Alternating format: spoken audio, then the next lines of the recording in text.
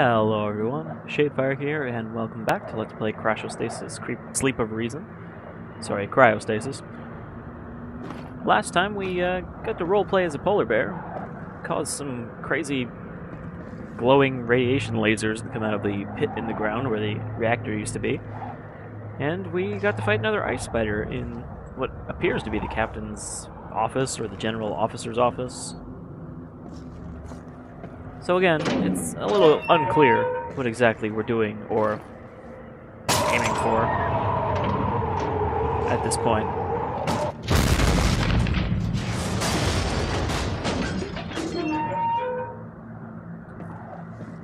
Hopefully the game will not crash quite as much this time as it did last time.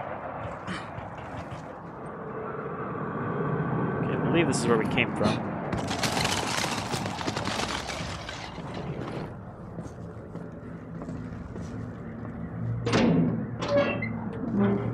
I guess let's go warm up in this glowing beam.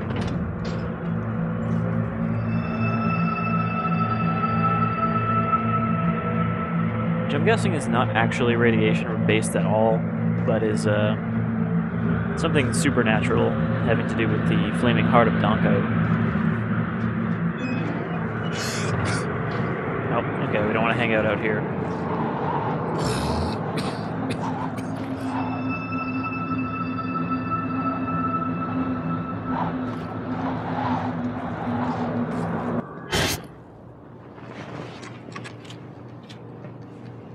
All hands stand by.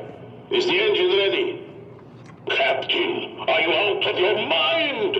We are up to our ears in ice. Ahead, slow.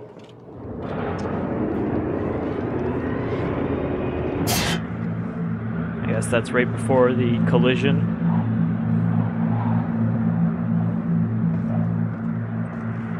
Where he ignored the advice of his chief engineer.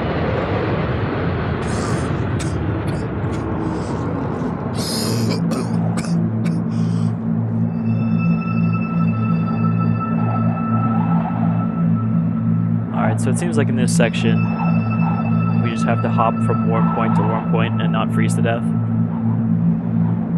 Because we don't seem to have a lot of time between them to stay alive.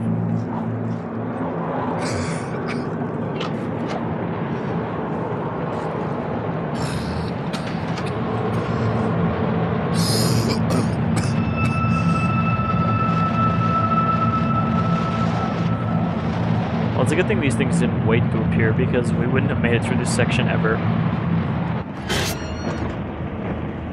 Engine room, ahead, standard.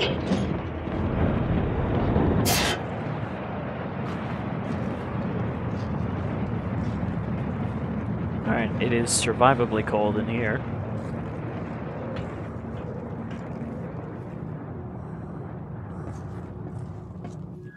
What's going on? Are the repairs done? The captain might destroy the ship. Do not forget my cargo. Captain, open the door. Captain, sir, open the door. What's wrong with you? Ahead, flank. Where's the radio message? Did you give that message to him?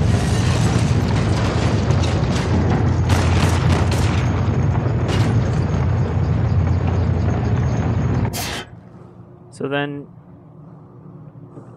did the message to the captain that was forcing him to basically give up his ship come before the whole iceberg incident? And thus the officer guy was just kind of being a dick before that?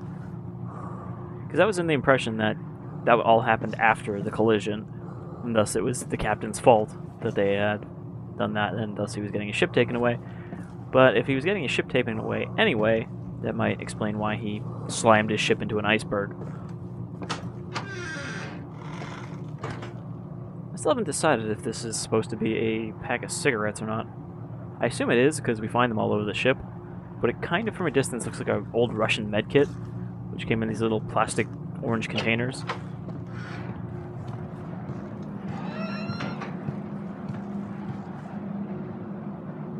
If you ever played Stalker, you know what I'm talking about. What they look like. Alright, so we've made it to the bridge.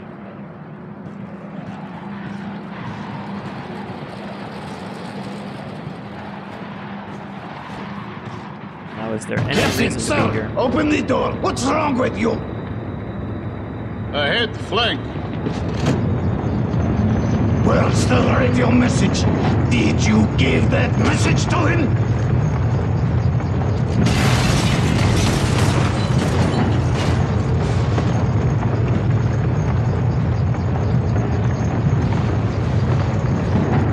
What's the matter? Isn't this what you wanted? Grab the wheel. The ship is yours. It's not turning! The control lever is stuck! I can't move it! Help me! The telegraph is stuck! Engine room full astern! We're doing 20 knots. It's not safe. Come on! Back! Emergency or I'll have you court-martialed! Full astern. Fire in the engine room. Reactor shielding initiated. Can't we stop it? Do something! Calm down. There's no need to rush anymore. It'll start soon. How much longer? Don't know. This is an automated process. We need to get out of here. And go where? What about the crew? The crew will manage. Get the helicopter ready! Without the captain's permission, I can't do that, sir. I'll help you. We'll all do it together. I'll meet you up top in 10 minutes. Cast thy bread upon the waters, for thou shalt find it after many days. Wait. He's saying something.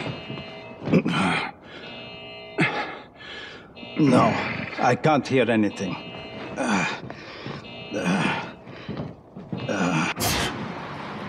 So we're sort of piecing together all these separate, different things we've seen throughout the game.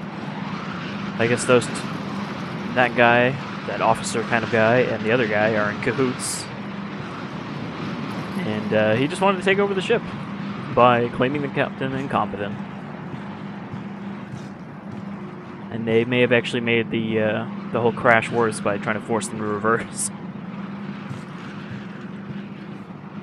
And then I guess they try to escape by helicopter, though the officer guy with the hat is not actually on the helicopter when we flew it out of here, so maybe something happens to him between here and there. And the flames of a great yearning to save them and lead them out onto an easy path leaped up in his heart, and these mighty flames were reflected in his eyes. Well, we saw that with the reactor hand. And seeing this, the people thought he was enraged. They thought that was why his eyes flashed so. And they instantly grew wary, like wolves, expecting him to throw himself against them. And they drew closer about him that they might seize him and kill him. He saw what they were thinking, but the flames in his heart only flared up higher, for their thoughts added the sorrow to the flames of his yearning.